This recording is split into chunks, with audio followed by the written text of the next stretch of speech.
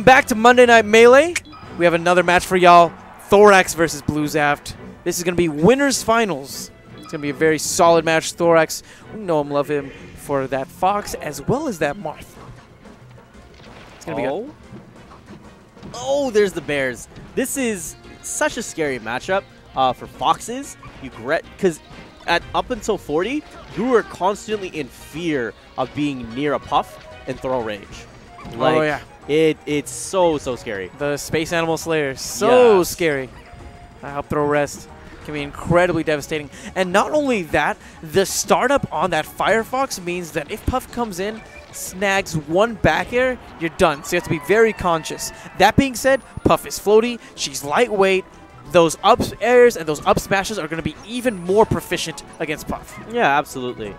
But maybe, I mean, you can get away with Shine Spikes too.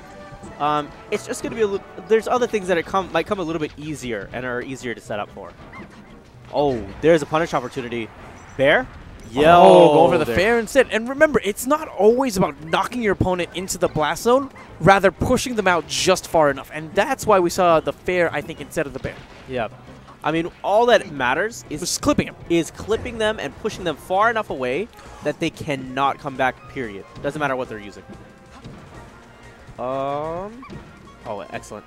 Trying to see if we can rush him down, get those grabs. And what we've been seeing is that bluezaft has been opting to just go for forward throw, go for position, and not worrying about those rests. No. bluezaft, speaking of positioning, he's doing a good job of covering, essentially playing a very zone-heavy sort of offensive, right? Right, and that's because you're using those ranges that are there. Because along with bears. Puff's, solid aerial mobility as well, right? Yeah, because that extends the zone that much more.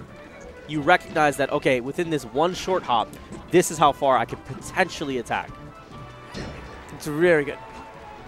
Oh, yeah, good stuff with the fair. Forcing him off. But he has to be very careful because he's at 95%. He cannot afford to get hit by an up smash here. Trades, whose favorite is going to be in? Oh, positioning. Oh, and there it is. Once again, the fair just enough clips him and pushes him far enough away to the point where Thoraxe is down a stock. Multi-shine? No. Oh, he tried. Did you see how low that shield is? Remember, with Jigglypuff, if that shield pops, that's going to be the end of the stock. Yeah. Really scary. Just the little things with Peach. Or, excuse me, with Puff. You know, there's some setups that you can do with Marth where you intentionally hit them on shield with the neutral B and then set them up for themselves to just kill themselves using that. Like, the threat is so real. You have to be so cautious of all your shielding. Good stuff with the wall of bears. That's stuck. Yeah, took him to the woods with those bears.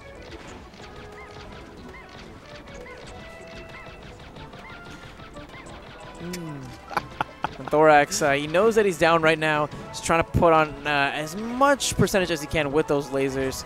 Kind of exploiting the fact that Puff, even though she's got that great aerial mobility, on the ground she's not very quick. Yeah. Okay, last stock situation. This is game one. It's going to come down to some of these. It's going to come down to these series of string of decisions.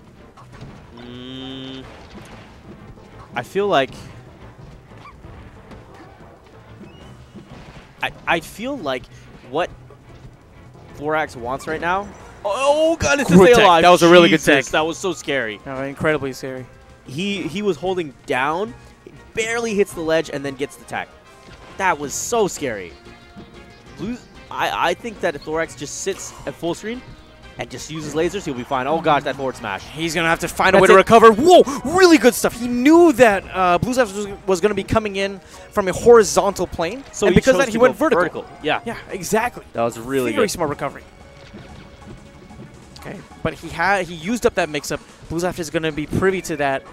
And that means that recovering next time is going to be even more difficult for him. Bluezaft has so much patience, man. So much, and he's going to be baiting out early up smashes like that so we can have a quick punish. Chill, chill, chill, chill, chill. Oh, he has to be very cautious. Both of these players one mistake away from losing this game, and Thoraxe. Like that. Very nice bear. Okay, so bluezaft ends up losing that game. But remember, we don't know this man because of the Puff. We know him because of the Marth. He makes the Puff put in a lot of work because of how smart he is as a player, but his Marth is an incredibly different demon. I think we might be seeing him. Taxing. Just that entire match was so taxing. Because it was methodical. Yeah. I think that's the best way to describe it. It's methodical. Oh my goodness. Just constant pressure from Puff and just great presence to just go out there, go deep. You're Puff. You might as well make something happen. But this, for me, is a treat. I feel like bluezaft plays Marth how I want to play Marth. Smart, economical, reading the opponent, knowing and reading DI proper, and punishing. And then option coverage. Oh my god, the option coverage. This is why I want to call myself bluezaft, because this is the guy. Brownzaft. Because I want to mimic this guy. I feel like he plays the character right. See, for me, like, I would almost disagree, because I don't even feel like bluezaft plays the character so much as he plays the opponent. Exactly. That's what I love. Look at that. Right there. Simple options. You're not seeing bluezaft do anything flashy. You know, the man even told me he's not even consistent when it comes to short hopping, but he's so good at understanding his opponent and essentially solving the puzzle that is the person sitting next to you in that chair, that he can use Marth's great tools and just make waves with it. He's hope from old men like me that want to play this game. Oh yeah. Look at the. Don't jinx it. I'm not gonna jinx it. Don't jinx it, JV. But I'm not gonna jinx it. I'm not gonna jinx it. But I'm just saying, like. Oh, scary. Oh, that was really good. All good SDI. I mean, I'm not sure if that was necessarily just strong SDI or the fact that he was just way too high for that second hit to connect. But either way, that's it. Off the there top. It is. Okay, JV. Possibly. Let's see. Down tilt. No JV. Forward smash after that. Like we said, he's going to keep it very simple. I don't know what that was. I think he was just done. I think from that angle in particular. Okay. So think about it. He was like right here. He's right here. This man. Well, think about his angles of recovery. Stuffed. If he goes high, probably won't make it back either way. bluezaft very good with his option coverage, right? So he'll throw out one attack, one hitbox, thinking that they might be doing the standard option. And if they miss, then he's going to throw out another hitbox to counter that. I want to be Brownzaft so bad. Dude, he's good. He's very good. He is incredibly talented. This is just... I can't say it enough, man. I feel like he's so smart about it. We talked about it. Reading into the opponent. I mean, yeah, you play the matchup, but you're reading into the opponent. You want to dig into that brain and make the right choices at the right time and press the right buttons. I don't think you're doing this Samus. If you do Samus, you will blow my mind. I don't know if he'll do Samus, man. I think he's looking at that Puff right now. No. Why? No. Come on. No, he's going to be going for the Marth. Interesting. Good. Thoraxe stretching out those fingers. Maybe he's going to be, pressing the 20XX button, going a little bit crazy. I want him to play Marth too. Whoa! No one saw this coming. I didn't even know he had a pocket Falcon. 20 GX, homie. Let's go. I mean, I hope so.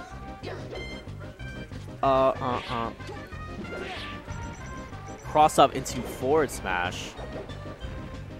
That Nair auto cancels in certain frames. You just got to do it proper. Oh, he failed on a wave dash attempt. Yeah. This is...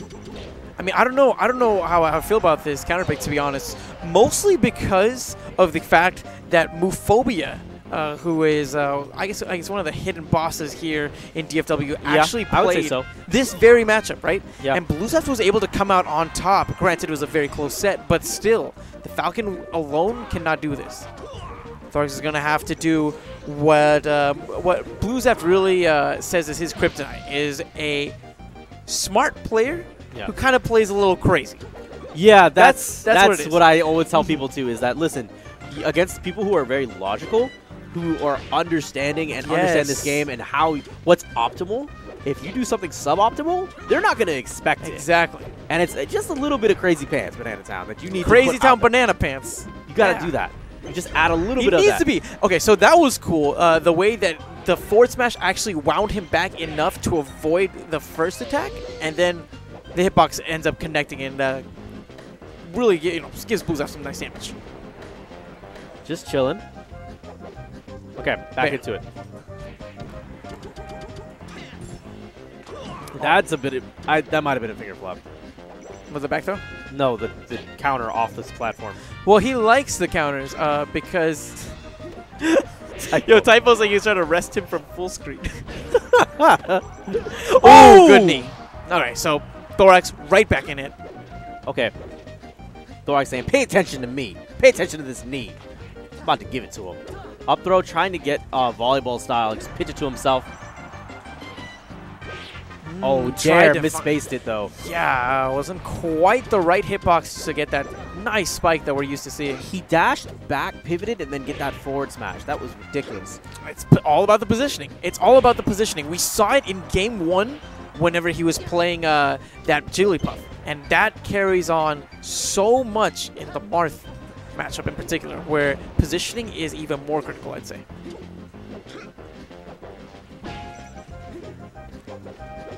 Okay, down tilt. Well, see, this is what's so scary, is that for Marth, you have these moves that come out pretty quick, but such long recovery, and they're single-hitting moves. So for a character like Captain Falcon, he's like, I'll eat this stuff up, dude. Like, you whiff something, I'm here ready to move, like, dash dance out of that attack range, come back in, grab you, up throw you, and make you hurt. Or even just go for a simple knee.